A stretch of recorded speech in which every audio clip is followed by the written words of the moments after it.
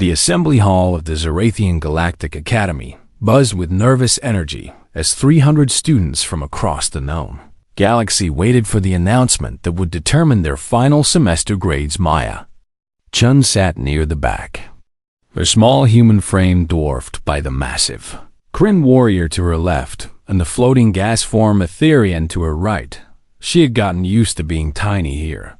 Humans were among the smallest species at the academy, though not the smallest. That honor went to the Pixith, who stood barely 30 centimeters tall. Chancellor Vorn floated onto the stage, his crystalline body refracting the light into rainbow patterns across the auditorium walls. His voice resonated through translation devices embedded in every student's neural interface. Students of the academy, the time has come for your final trial, he announced, and the hall fell silent. This semester, you will face the crystalline labyrinth of Frost 7. A collective gasp rippled through the crowd. Maya glanced around, confused by the reaction. She had heard of the trial, but didn't understand why everyone looked so terrified next to her. Kesher, Voltari with 6 arms and deep purple skin, turned 3 of his eyes toward her. You know what this means, yes? He whispered urgently. Maya shook her hex, their skin paled to lavender. The ice maze, he said, his voice trembling. Only 12% of students in the Academy's history have completed it. Many species cannot even attempt it. On the massive viewing screens above the stage, images appeared of previous trials. Maya watched as various alien students struggled on what appeared to be a surface of pure, gleaming ice. Some slipped and fell immediately, their bodies sliding uncontrollably into walls. Others tried to crawl, making agonizingly slow progress. Few attempted to use tools or technology, but the extreme cold seemed to disable most equipment. The temperature on Frost 7 reaches negative 180 degrees Celsius, Chancellor Vorn continued, his crystalline form pulsing with each word. The surface is molecular ice, hotter than steel, smoother than polished glass, and completely frictionless to most forms of matter. The maze extends 5 kilometers in length and includes vertical sections, bridges, and gaps that must be crossed. Maya leaned forward, studying the images more carefully. The ice looked perfect, smooth, clear, and incredibly well-maintained. Small smile tugged at the corner of her mouth. Kesher noticed immediately. Why do you smile? He asked, clearly bewildered. This is not amusing. Students have died attempting this trial. My own cousin lost 2 of his arms to frostbite, and still could not complete even 1/4 of the course. I'm sorry about your cousin, Maya said sincerely. But the smile didn't quite leave her face. She couldn't help it. The surface just looked so familiar, so inviting. Chancellor Vorn raised one crystalline appendage. As always, this trial is optional. Any student who chooses not to attempt it will receive a neutral mark with no penalty to their overall standing. We recognize that some species are simply not equipped for this environment. Around the hall, relieved sighs came from several groups of students, a cluster of Meridian's gelatinous beings from a warm swamp world immediately began filing out there. Bodies would freeze solid within minutes on Frost Veeth. Insectoid Kirix delegates buzzed nervously among themselves. Even the proud Kryn warriors, known throughout the galaxy for their strength and endurance, looked uncertain. You will have 3 days to prepare, the Chancellor continued. You may use any equipment or strategy you devise, provided it does not damage the maze structure itself. Partnerships and teams are permitted. The trial begins at dawn on the 4th day.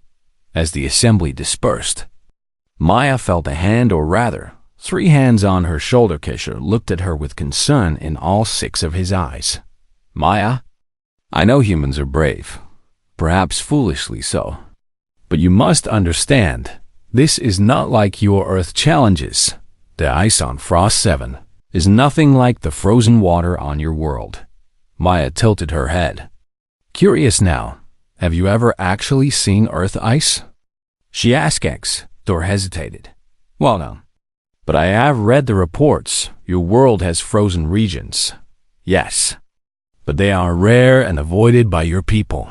This is different. This is 5 kilometers of the most dangerous surface in the known galaxy. Maya nodded slowly. Not wanting to argue, she had learned in her time at the academy that sometimes it was better to show rather than tell.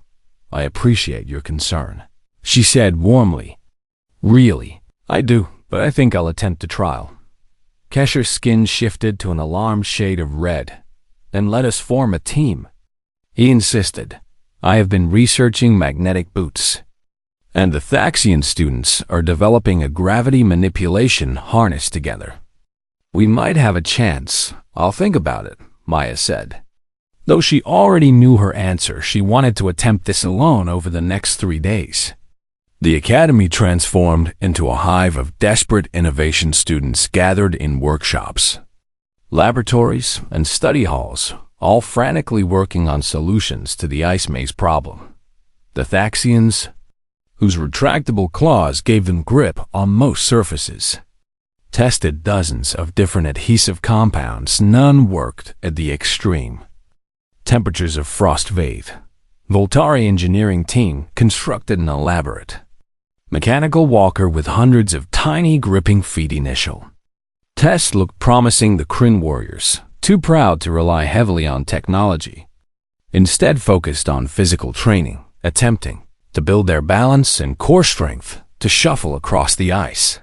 The Academy's communication networks overflowed with theories, strategies, and desperate pleas for advice from former students who had completed the trial. Marcus Webb and Yuki Tanaka, the only other humans at the academy, found Maya in the cafeteria on the second bay. Are you seriously going to try this? Marcus asked, sliding into the seat across from her. He was tall for a human, though still shorter than most species here. Maya nodded, chewing her synthetic protein cube. The other students are saying it's suicide for species without natural ice adaptations, Yuki added, her brow furrowed with worry. Maybe we should sit this one out. Humanity's reputation is already shaky here. If we fail spectacularly, it could hurt Earth's standing in the Galactic Council. What if we don't fail? Maya asked as simply. Marcus and Yuki exchanged glances. Maya, have you seen the footage? Marcus leaned in closer.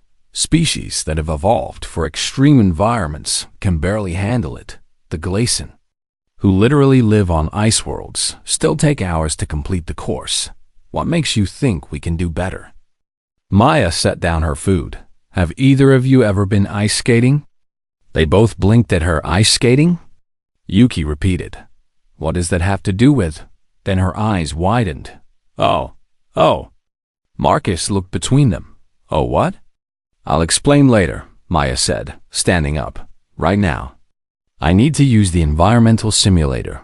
She left them staring after her, confusion written across their faces. Maya's request at the simulation center raised eyebrows, or the equivalent among species that had eyebrows. You want a simple ice rink? The technician, a multi-limbed Sethari, asked in disbelief. Not a training simulation of the Frost 7 maze? Not extreme temperature adaptation? Just ice? Just ice, Maya confirmed. Flat, smooth. Frozen water, about 30 meters by 15 meters.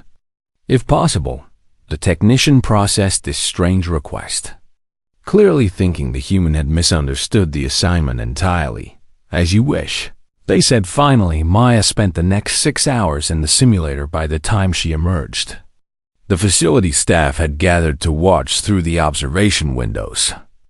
Utterly baffled by what they were seeing, the small human was moving across the ice with impossible grace and speed, her body flowing through turns and stops that seemed to defy physics itself. She wasn't struggling, she was dancing. Word of the strange human's practice sessions spread through the academy that evening. In the faculty tower, Chancellor Vorn reviewed the footage with several other instructors. What is she doing? Professor Thalmud asked, his tentacles writhing with confusion. She appears to be moving efficiently on the ice. Lauren observed, "But that's impossible." Another professor interjected. "Humans don't have ice-adapted biology. Their feet aren't designed for that environment." "Perhaps," Lauren said slowly, his crystalline body pulsing thoughtfully, "we should research Earth's relationship with ice more thoroughly." But with only 1 day remaining before the trial, there wasn't much time for research, the faculty filed. Earth under probationary species, brave but reckless, and prepared for what they assumed would be another unsuccessful human attempt. They had no idea what was coming. The third and final preparation day arrived with a mixture of determination and dread, hanging over the Academy campus in Workshop Bay 7. The Thaxian team had finally achieved a breakthrough. Their lead engineer, a scarred veteran named Thaxcore, held up a small device that glowed with blue energy, microgravity pulses. He explained to the gathered crowd of curious students. "Every 0.3 seconds, it creates a tiny gravitational field that pulls us toward the ice surface, not enough to damage the maze, but enough to give us grip." Impressed murmurs rippled through the observation. Area students from a dozen species requested permission to join the Thaxian team, offering various skills and resources in exchange for access to the technology by midday. Thaxcore had assembled a coalition of 15 students, all equipped with the gravity pulse devices in the biological sciences wing. The Meridian students who had initially withdrawn were reconsidering. Their chief researcher, a gelatinous being named Flurs, had developed a thermal suit that could maintain their body temperature while providing a rigid external shell. "We will move slowly," Flurs admitted to the gathered Meridians. "But we will move, and perhaps slow completion is better than no attempt at all." The Voltari engineering team worked around the clock on their mechanical walker cacher. Barely slept, adjusting calibrations and testing weight distributions by the evening of the third day.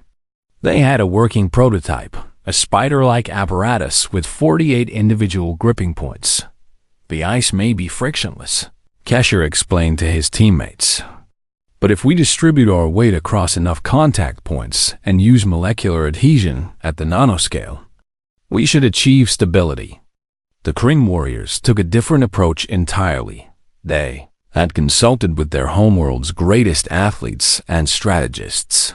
Via quantum communication, the answer they received was brutally simple. Train the body, strengthen the core, and move with absolute control. Dozens of Kryn could be found in the gymnasium at all hours, balancing on progressively smoother surfaces, building the muscle memory they would need. Even the proud Glacian Ice World natives, who had previously dismissed the trial as merely tedious rather than dangerous, began preparing with renewed seriousness. They had seen the completion statistics 12%, even for their species, which had evolved on frozen worlds. The success rate was barely higher than the Academy average. Meanwhile, Maya spent her final preparation day doing something that baffled everyone who observed her. She visited the Academy's equipment fabrication center with a simple request. Modify her boots. The fabrication specialist, an elderly Sathari named Veloth, examined her design specifications with growing confusion. "You want metal blades?" he asked. "Attached to the bottom of your footwear? Thin, curved pieces of metal?" "Yes," Maya confirmed. "About 3 millimeters thick, running the length of the boot with a slight hollow ground." "Oh, and they need to be sharpened." Veloth's translation device must have malfunctioned, because that made no sense whatsoever. "Sharpened?" he repeated. "You want to attach sharp blades to your feet and then walk on ice?" "Not walk," Maya said with that same mysterious smile she'd worn during the assembly. "Skate? Skate?" The word didn't translate properly. What does this mean, skate?" Maya tried to explain, but without a common reference point. It proved nearly impossible. She ended up pulling up videos from Earth's historical database, footage of figure skating championships, hockey games, and speed skating competitions. Both watched in stunned silence as humans glided across ice with effortless grace, spinning, jumping, and racing at speeds that seemed impossible. This is a real activity on your world?" he asked, his voice filled with disbelief. "Your people do this for entertainment?" "For thousands of years," Maya confirmed. V'luth worked through the night, crafting the blades to Maya's exact specifications. He used titanium carbide alloy, designed to withstand Frost 7's extreme temperatures. By dawn on the fourth day, they were ready. Word of the humans' bizarre equipment choice had spread throughout the academy. Students and faculty gathered in the equipment viewing area to see the sharpened boots before the trial. Galactic found Maya in the preparation room, his 6 arms gesturing frantically. "I heard about your blades," he said. "Maya, please reconsider sharp metal on frictionless ice. You will have no control. You will slide and fall." "I appreciate your concern," Maya said, checking her blade edges one final time. "Really, I do. But trust me on this." "Trust?" Kesher's skin shifted through several shades of worried purple. "How can I trust something that makes no logical sense?" The Galactic Physics Council has studied ice locomotion for centuries. There are only 3 viable approaches: mechanical grip, gravity manipulation, or molecular adhesion. What you propose is none of these things. Maya stood up, securing her blades to her boots with practiced efficiency. "Sometimes," she said gently, "physics works differently than you expect. Earth has taught us things about ice that apparently no other world needed to learn." At the transport station, 73 students from 22 species prepared to board the shuttles to Frostvisum carried elaborate equipment. Others traveled light, trusting in their own biology or higher technology. Marcus and Yuki approached Maya one final time. "Last chance to back out," Marcus said, though his tone suggested he knew she wouldn't. Yuki handed her a small thermal pack. "At least take this," she insisted. "Your hands will freeze without proper gloves." Maya accepted the pack gratefully. "Are either of you attempting it?" she asked. They both shook their heads. "We talked it over," Yuki said. "We're unequipped for this. You might be crazy enough to try, but we're going to be sensible and take the neutral mark. Besides," Marcus added with a slight grin, "someone needs to be ready to explain to Earth's Council why we let you attempt this insanity when you inevitably end up in the medical bay." The shuttle ride to Frost 7 took 40 minutes. Maya spent the time in quiet meditation, eyes closed, visualizing the maze layout she had memorized around her. Alien students made last-minute adjustments to equipment, reviewed strategies, and sent what might be final messages to their home worlds. Kryn warriors performed ritual preparations, painting ceremonial marks on their armor. The Thaxians conducted final tests of their gravity pulse. The Kesher and his Voltari team ran through system checks on their mechanical walker. When the shuttles descended through Frost 7's thin atmosphere, the viewing screen showed the maze in all its terrifying glory. It sprawled across the moon's surface like a massive crystal sculpture. 5 kilometers of gleaming ice walls, bridges, and platforms. 2 purple suns hung in the black sky above, their light refracting through the ice into brilliant rainbows. The burlight refracting through the ice into brilliant rainbows.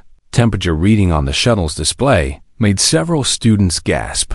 -179 degrees Celsius even through the shuttle's thermal shielding. Maya could feel the cold radiating from outside. The shuttles landed at the maze's entrance platform. As the airlocks opened and the students filed out into their thermal suits, the true nature of Frost 7 became apparent. The ice wasn't just smooth, it was perfect molecular ice, formed at temperatures so extreme that regular physics barely applied. Maya took her first step onto the surface and felt her boot sole slide slightly. She smiled. This was going to work. Chancellor Vorn's holographic form materialized above the starting line. His crystalline body looked even more magnificent. Against the frozen backdrop of the maze, students of the academy, his voice boomed. Welcome to the crystalline labyrinth. The rules are simple. Reach the center checkpoint, then return to this starting position. You may proceed at your own pace. Rest is needed and retreat at any time. Success is measured by completion, not speed.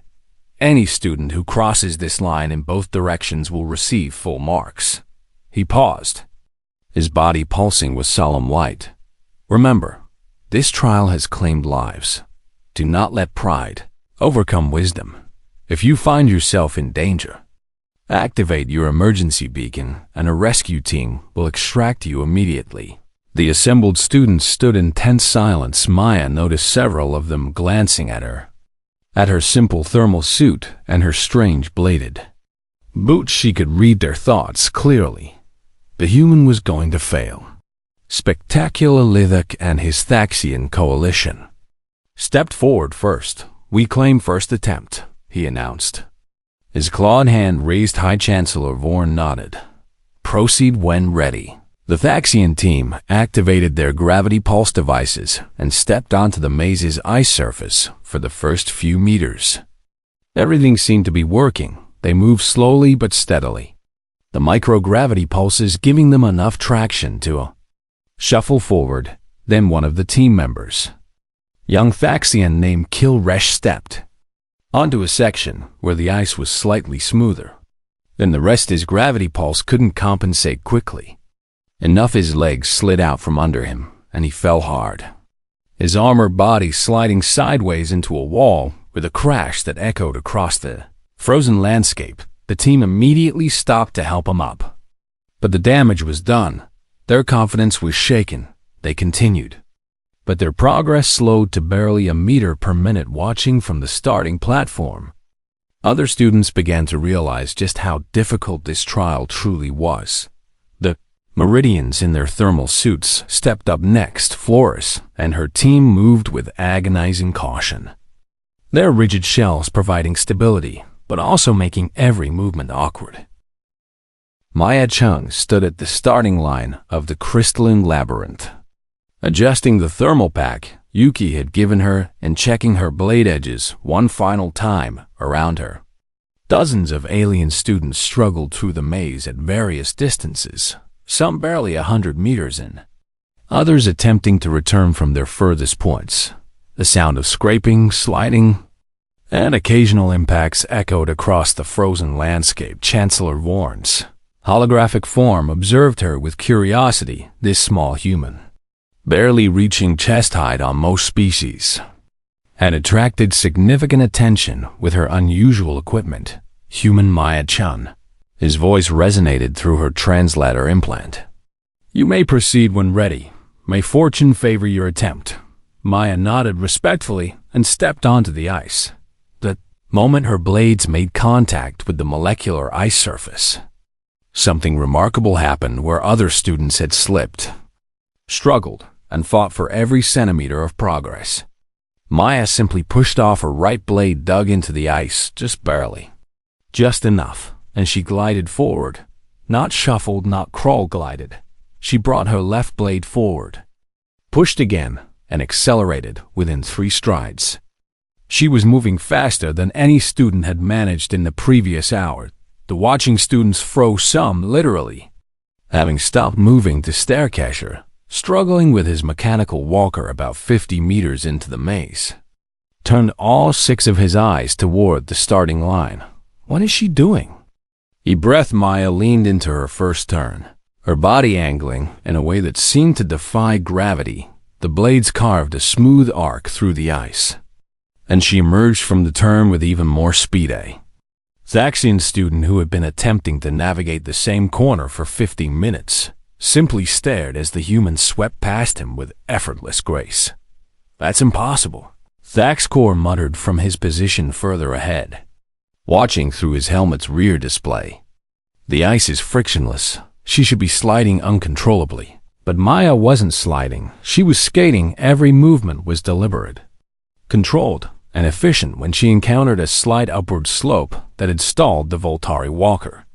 She simply built more speed on the approach and powered through it, her legs pumping in a rhythm that spoke of years of practice. The Academy's viewing screens back on the main campus began focusing exclusively on Maya. Students who had chosen not to attempt the trial watched in growing amazement. Faculty members abandoned their other duties to gather around monitors.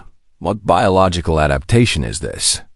Professor Thalmont demanded, his tentacles rigid with shock. "Humans aren't ice world species. They shouldn't be able to. It's not biological." Another professor interrupted, pulling up data streams frantically. "Look at her feet. Those blades, they're cutting into the ice, creating friction where there should be none." "But how?" Chancellor Vaughan's crystalline body pulsed rapidly. "Our students have tried every possible approach. Adhesives, gravity manipulation, mechanical gripping. None have achieved this level of efficiency.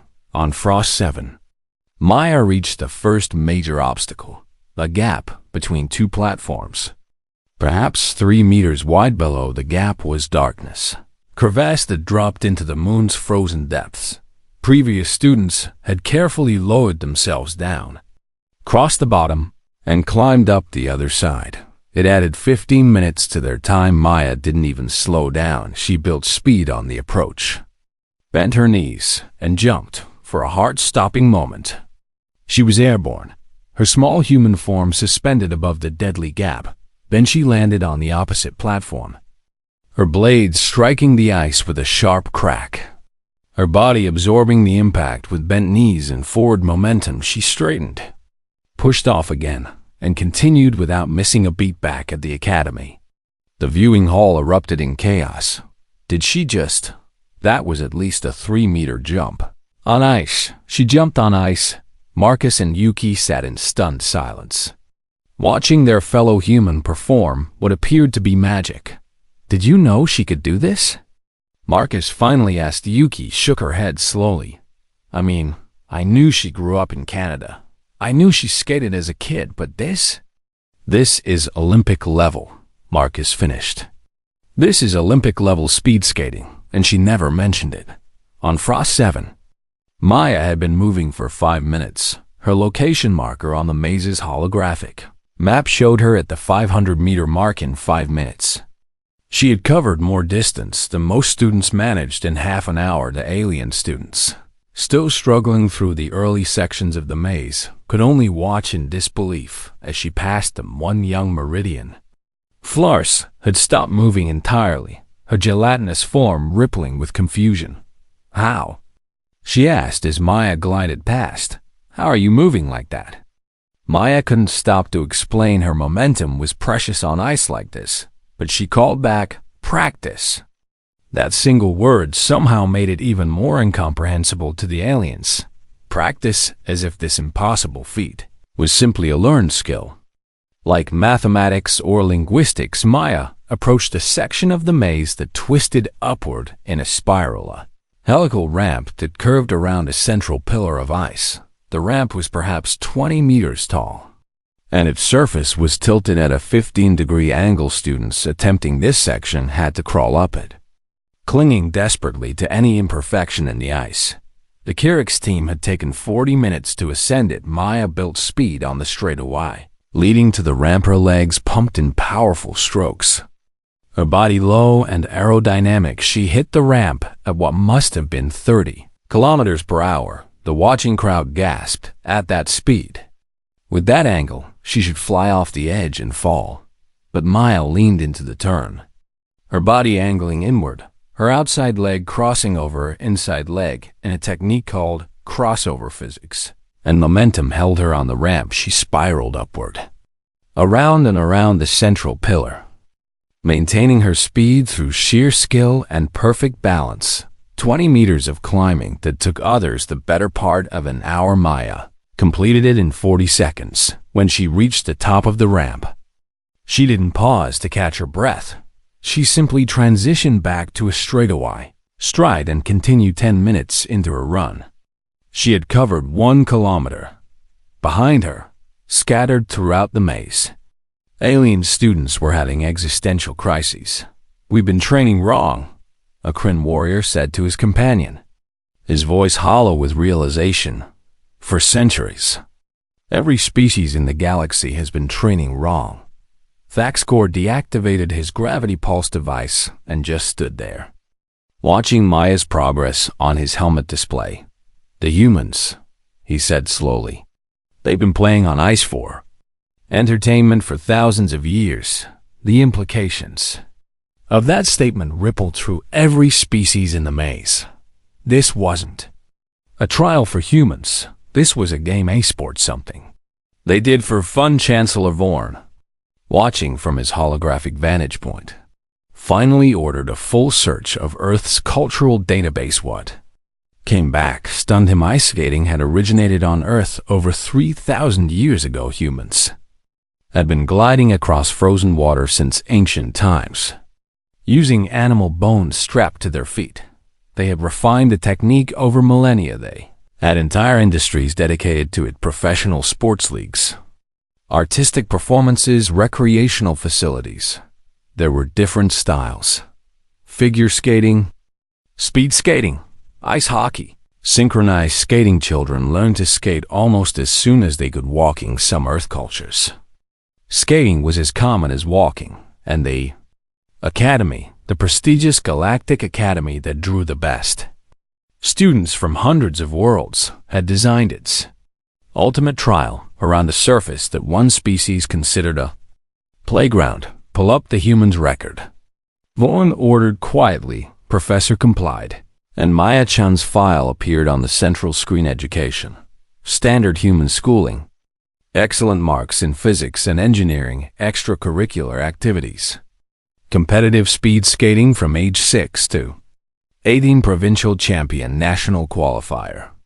The file went on. Maya hadn't just learned to skate, she had competed at the highest levels of her world skating hierarchy. She was, by human standards, an elite athlete in this exact discipline, and she had never mentioned it. Not during her application, not during her interviews, not to her classmates or professors, because to her, it probably didn't seem relevant. How could she have known that the galaxy's most feared trial would be the one thing she was uniquely trained for? Back on Frost 7, Maya reached the maze's center checkpoint at the 27-minute mark. 27 minutes. The Academy record for reaching the center was 3 hours and 41 minutes. Set by a Gleason student 15 years ago, Maya had demolished it by more than 3 hours. She touched the checkpoint beacon, triggering the confirmation signal, and took a moment to catch her breath. Her heart was racing, her muscles warm despite the extreme cold, her mind sharp and focused. She looked back at the path she had traveled. From this height at the maze's center, she could see tiny figures scattered throughout the course, students who had started an hour before her. Still struggling through the early sections, she felt a brief moment of sympathy for them. This trial really was brutally difficult for them. For her, it was the most fun she'd had since arriving at the Academy. She took a drink from her thermal flask, stretched her legs briefly, and prepared for the return journey. Behind her, other students were finally reaching sections she had passed through minutes ago. They found something unexpected in the ice marks, blade marks, perfect, precise cuts in the supposedly frictionless molecular ice, carved by Maya's skate blades. These marks formed patterns, curves where she had turned, parallel lines. The return journey through the crystalline labyrinth was where Maya-chan truly let herself go, with the pressure of completion building behind her and the warmth of exercise flooding through her muscles. She stopped treating the maze like a test and started treating it like what it really was to her: a skating rink, a really good skating rink. The molecular ice of Frost 7 was actually superior to most ice surfaces on Earth. Perfectly smooth, consistently cold, with no rough patches or temperature variations. It was a speed skater's dream. Maya carved through a series of turns, her body flowing from left to right with practiced grace. Each turn was textbook perfect, lean, Crossover, push, glide, her blades sang against the ice, creating that distinctive scraping sound that every skater knew and loved behind her. Still scattered throughout the maze, alien students heard that sound echoing off the crystalline walls to them. It was an eerie, almost supernatural noise to Maya. It was music. She approached the long straightaway, perhaps 200 meters of uninterrupted ice stretching toward a distant checkpoint. A grin spread across her face. This was what speed skaters live for. She dropped into a deep tuck, her body lowering until she was almost horizontal. Her hands clasped behind her back to reduce wind resistance. Her legs began pumping in long, powerful strokes. Push, glide, push, glide. Each stroke built more speed in the Academy viewing hall. The crowd had grown from curious observers to a packed auditorium. Word had spread throughout the campus that something unprecedented was happening. Students from species who had never even considered attempting the crystalline labyrinth were now glued to the screens. Her speed is increasing, Professor Thelmut reported, reading the tracking data. She's currently moving at 43 kilometers per hour on ice without any mechanical assistance. 45, another professor corrected moments later. 48. This is impossible. But it wasn't impossible, it was just human. Maya reached the end of the straightaway and needed to make a sharp 90-degree turn at this speed. Even she couldn't manage it with her normal technique, so she used a different one. She turned her body sideways to her direction of travel, bent both knees deeply, and let her blades scrape against the ice at an extreme angle. It was called a hockey stop, and it was designed to shed speed quickly. A spray of ice particles erupted from her blades as she carved through the turn, a momentum scrubbing off enough to make the corner. Then she immediately accelerated out of the turn, building speed again. Kisher, still struggling with his mechanical walker in the maze's first quarter, had given up trying to progress. He had stopped, anchored his walker, and was simply watching Maya's achievement unfold on his helmet display. She's not just completing the trial, he said to his Voltari teammates, his voice filled with awe. She's performing like it's art. One of his teammates, a younger Voltari named Kesherin, pulled up Earth's database entries on ice skating. What she found there made her skin shift through colors of amazement. There are competitions, she reported. Humans compete at this activity. They judge each other on speed, on artistic expression, on synchronization with others. They've built entire cultural traditions around moving on ice. Show me. Kesher demanded. Kesherin projected a video onto their shared display. The Earth Olympics ice skating finals. From several years before Maya was Voltari team watched in silence as human athletes, dressed in skin-tight suits covered in their species. Colorful patterns raced around an oval track at impossible speeds. Then the video switched to figure skating. Humans spinning, jumping, performing moves that seemed to defy physics itself. They jump, Kesherin whispered. They intentionally leave the ice surface and spin in the air multiple rotations, then land back on those thin blades and continue as if nothing happened. And this is entertainment? Another Voltari asked incredulously. For humans, Kesher said slowly, understanding dawning on him. Yes, this is entertainment, this is sport, this is art. Frozen water covers significant portions of their world during seasonal cycles. They didn't just adapt to it, they embraced it. They made it beautiful. On Frost 7, Maya was approaching one of the maze's most technically challenging sections, a series of platforms at different heights, connected by narrow bridges of ice. Most students attempted to crawl across these bridges. The few who tried to walk inevitably slipped. Maya studied the section for perhaps 3 seconds, calculating angles and distances. Then she attacked it with confidence. She built speed approaching the first bridge, which angled upward to a platform 2 meters higher than her current level. instead of struggling up the incline. She used her momentum to carry her. Her blades bit into the ice. Her legs drove powerfully, and she crested the upward bridge without any loss of speed. The next platform required a sharp turn, followed immediately by a downward bridge. Maya carved through the turn and let gravity help her down the descent, controlling her speed with edge pressure rather than fighting it. Platform to bridge to platform to bridge, she flowed through the section like water, like it was choreographed dance rather than a desperate survival challenge. Watching her progress, Chancellor Vorn found himself experiencing something he rarely felt. Inadequacy, not personal inadequacy. He was a respected administrator and scholar, but species inadequacy, cultural inadequacy. The Galactic Academy had stood for 400 years as a symbol of excellence, drawing the best and brightest from hundreds of worlds. They had designed trials to test every conceivable skill and adaptation, and yet they had missed something fundamental. They had missed the value of play, of cultural practices that had no survival purpose, but existed purely for joy, for competition. For art, humans had spent millennia playing on ice, not because they needed to, not because it helped them survive, but because they wanted to, and that playful practice had given them mastery that the galaxy's most prestigious institution had never anticipated. Sir, a young professor approached Vorn hesitantly. Should we, that is, do we need to reconsider the validity of this trial? If one species has such an overwhelming advantage?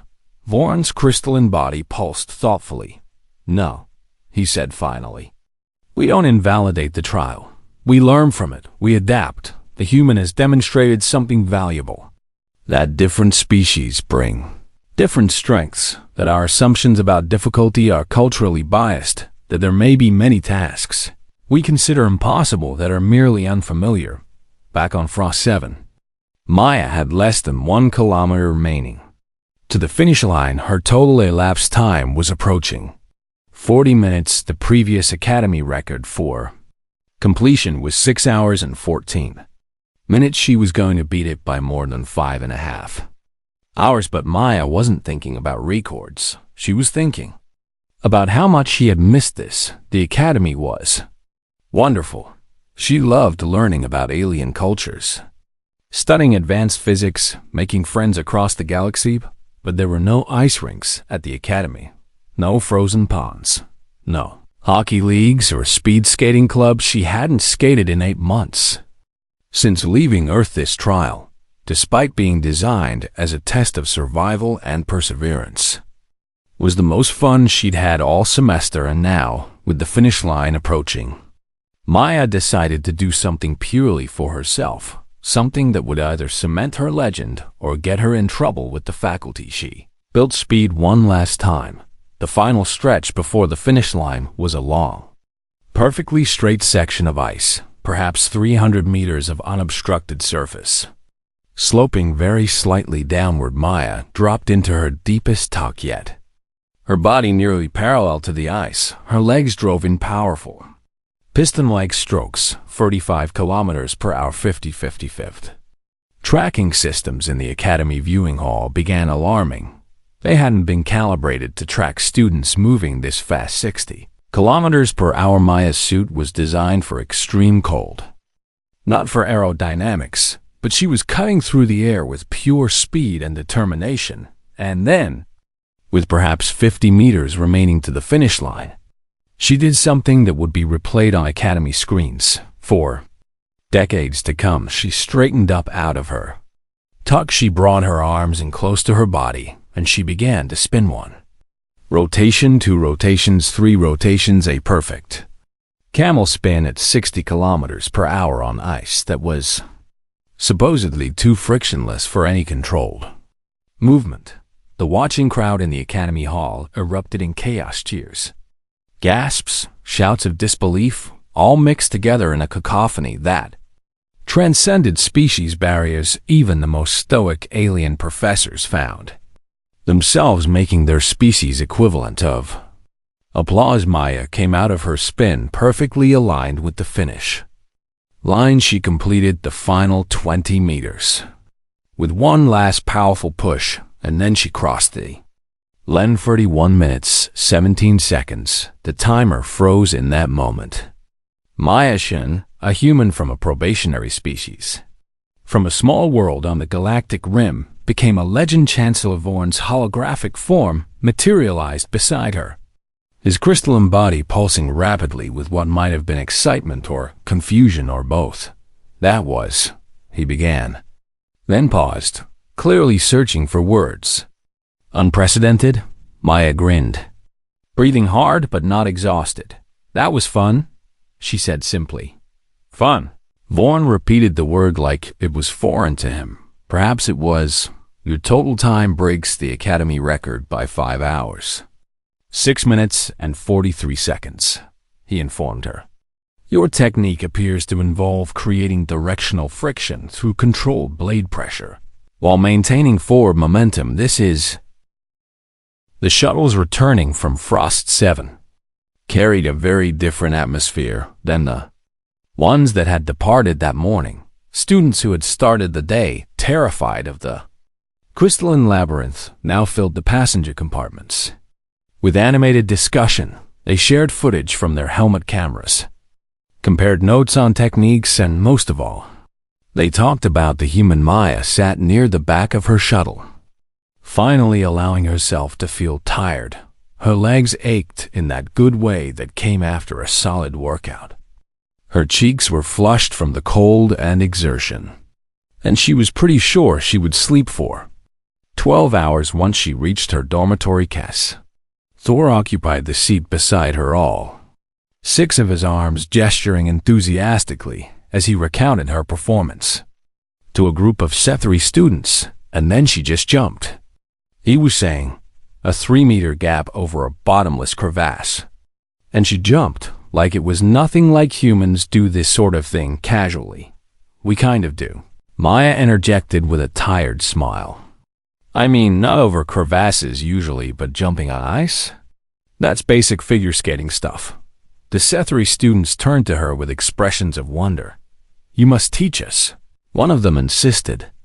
This ice skating, we have cold worlds in our system. We could practice, if you want, Maya agreed. Though it takes years to get really good at it. I started when I was 6 years old. 6? A Sethri repeated. You began training for this trial when you were 6 Earth years old? Maya laughed. No, I started skating for fun when I was 6. I didn't even know this trial existed until 3 days ago. Skating is just something kids do on Earth. This statement caused another wave of disbelief. The idea that human children routinely learn something that the galaxy's elite students couldn't master was difficult to process. When the shuttles arrived back at the Academy campus, Maya discovered that her performance had already become galactic news. The Academy's public channels had released footage of her run, and it had spread across the communication networks faster than light-speed messages. Student reporters from a dozen species waited at the landing pad, all clamoring for interviews. Maya-chan, how does it feel to break the Academy's oldest record? Did you know you would finish so quickly? Will Earth be sending more ice skating specialists to the Academy? Maya tried to answer politely, but she was exhausted and overwhelmed. Marcus and Yuki pushed through the crowd to rescue her. All right, give her some space, Marcus shouted, his tall frame useful for once. She's been skating for hours. Let the woman rest. They managed to extract Maya from the crowd and escort her toward the dormitory buildings. You're famous, Yuki said, showing Maya her datapad. Look, you're trending on 7 different galactic news networks. Someone made a compilation video of your best moments set to Earth music. It has 40 million views already, Maya groaned. Just wanted to complete the trial. Well, you did slightly more than that, Marcus said dryly. You accidentally proved that humans have been casually mastering one of the galaxy's hardest physical challenges for entertainment purposes. That's kind of a big deal. As they walked through the campus, Maya noticed other students pointing at her. Some waved.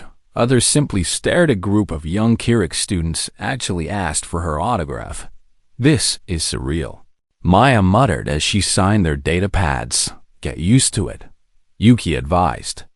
You're probably going to be in textbooks after this, Maya-chan. The human who revolutionized our understanding of ice locomotion. They finally reached Maya's dormitory room. She collapsed onto her bed, still wearing most of her thermal suit. I'm going to sleep for a week, she announced. You have a faculty meeting tomorrow morning, Marcus reminded her. Chancellor Vaughn's office sent a message. They want to discuss the trial results. Maya pulled a pillow over her face and groaned again the next morning. Somewhat rested and significantly sore, Maya arrived at the faculty administrative building. She had expected a small meeting, maybe Chancellor Vaughn and a few professors instead.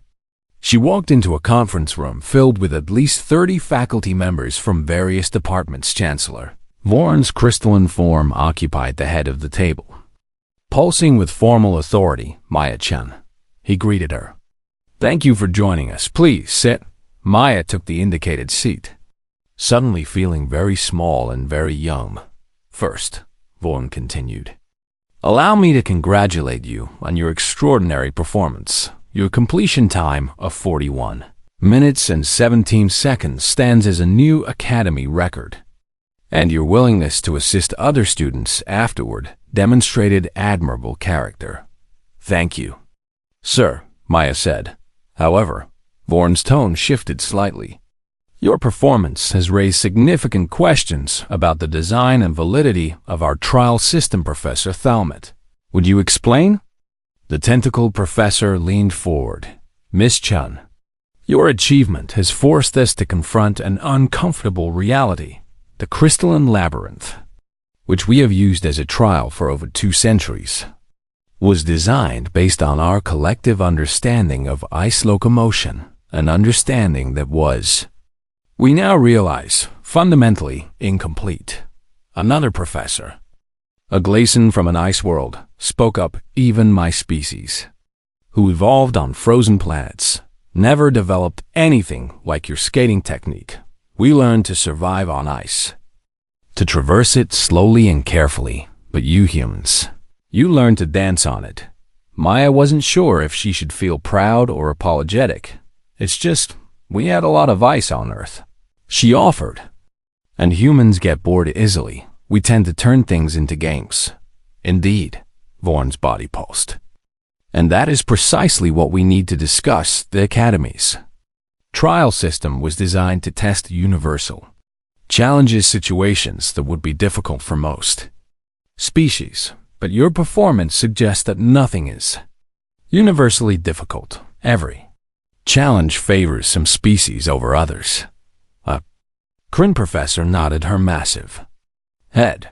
Our strength trials favor large species. Our agility tests favor small ones. Our zero-gravity navigation challenges favor species with non-directional movement. We thought we had designed balanced trials, but we had simply designed trials that matched our collective biases. So what does this mean? Maya asked. Chancellor Vaughn's form seemed to sigh, or at least pulsed in a way that suggested weariness. It means we must redesign our entire trial system, he said. Starting with the crystalline labyrinth, we cannot in good conscience continue using a trial where one species has such an overwhelming advantage. Maya felt a pang of disappointment. You're going to cancel the ice maze? Not cancel, Professor Thalmott corrected. Redesign. We will likely add obstacles that specifically challenge skating technique, perhaps sections that require climbing, or problem-solving under time pressure, elements that test more than just ice locomotion. But, Vaughn added, and his tone became more thoughtful, you have given us something valuable. Maya, you have shown us that our assumptions about difficulty are not universal truths, what we consider impossible. Others may consider routine. This lesson extends far beyond ice skating. A Sethri professor, The one who had been managing the environmental simulators spoke up excitedly. We are already discussing new trial designs based on human capabilities. Trials that might favor your species' unusual talents, extreme temperature adaptation, perhaps, or persistent endurance running. Or, wait, Maya interrupted. You're going to design trials around human abilities? Won't that just be the same problem in reverse? The room fell silent. The professors exchanged glances. She's right, a young Voltari professor said slowly. If we design trials to specifically challenge humans, we are just replacing one bias with another. Chancellor Vaughan's body pulsed with what might have been approval. Precisely, he said. Which brings us to the real question. Should we have universal trials at all? Or should we accept that different species have different strengths and design individualized challenges accordingly? The faculty meeting devolved into heated academic debate. At that point, Maya sat quietly, listening as professors from dozens of species argued about educational philosophy, cultural bias, and the nature of challenge itself. It was fascinating, but it was also exhausting. Finally, after 2 hours of discussion, Vaughan called for order. We will not resolve this today, he announced. But we will form committees to study the issue, Miss Chung. Your input will be valuable. Would you be willing to serve on the trial redesign committee? Maya blinked. Yes, I guess. Though I'm just a student. You are the student who exposed fundamental flaws in our system, Vaughan countered. Your perspective is essential. The meeting finally concluded, and Maya escaped back to the campus proper. She found Kasher waiting outside, along with a small crowd of other students. Well, Kasher asked eagerly, what did they say? Are you in trouble? No, Maya said. I'm on a committee. They're redesigning the trials. The crowd erupted with questions and comments. Over the following weeks, Maya's life settled into a new normal. She attended classes, studied for exams, and yes, served on the trial redesign committee. She also started an informal ice skating club. The academy didn't have an ice rink, but they built one, a small facility attached to the gymnasium, kept at Earth-standard winter temperature. Students from dozens of species showed up to try skating. Most of them fell a lot, but gradually, with Maya's patient instruction, a few began to get the hang of it. Thro proved surprisingly adept once he got past his fear of falling. It is about balance, he said during one practice session, gliding slowly,